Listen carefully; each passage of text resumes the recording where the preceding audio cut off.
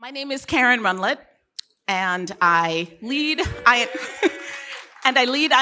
as the CEO and executive director, and I've been doing that for 5 months. Just a tiny bit about me. I've worked in newsrooms for many years. I was most recently a funder at the Knight Foundation. I'm a parent, and I'm a voter. So I attended my first INN days as a really new journalism funder in 2016. It was shortly after I'd spent a decade at a major metro, living through layoffs and salary reductions, and becoming really focused on digital possibilities that could drive new revenue for the newsroom. So in 2016, the Institute for Nonprofit News held a meeting for members in a single room all day long at the Investigative Reporters and Editors Conference in New Orleans. There might have been 50, maybe 60 people in the room. My team at the time was able to schedule one-on-one meetings with every newsroom leader. So funders took meetings with every newsroom leader that year. I was a junior member of the team. I distinctly remember meeting iNewsSource founder and one of INN's founding members, Lori Hearn, at that INN Days. She's in San Diego. We've got other San Diego friends here, KPBS, Voice of San Diego, News Revenue Hub. So I met Lori, and she opened up pretty quickly, sharing a story of easily getting her first grant, figuring that was the way philanthropy worked. And then really being surprised at how tough it was to get another yes to funding. And just this week, she reminded me that iNewsSource had to refocus its fundraising efforts on major donors, which turned out to be a much more effective strategy for her newsroom, which is now in its 15th year. Years of trial and error, years of pivoting and being open to different ways of running her business. I really wanted to call on the history of nonprofit news, the movement, to understand where we are today. Through collective trial and error, the field of nonprofit news and INN have evolved.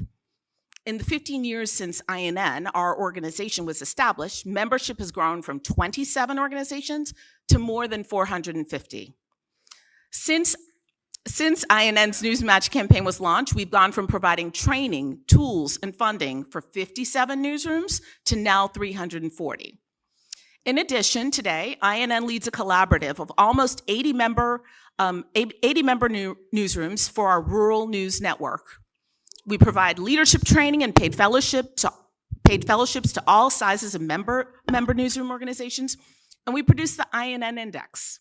That's a research tool that's used by academics, members, and funders to understand, build the case for, and invest in nonprofit news. But it's not enough to have more newsrooms. We have to focus on the right strategies to build financially sound and editorially dynamic organizations that deliver impactful reporting for our communities. So where are we headed next?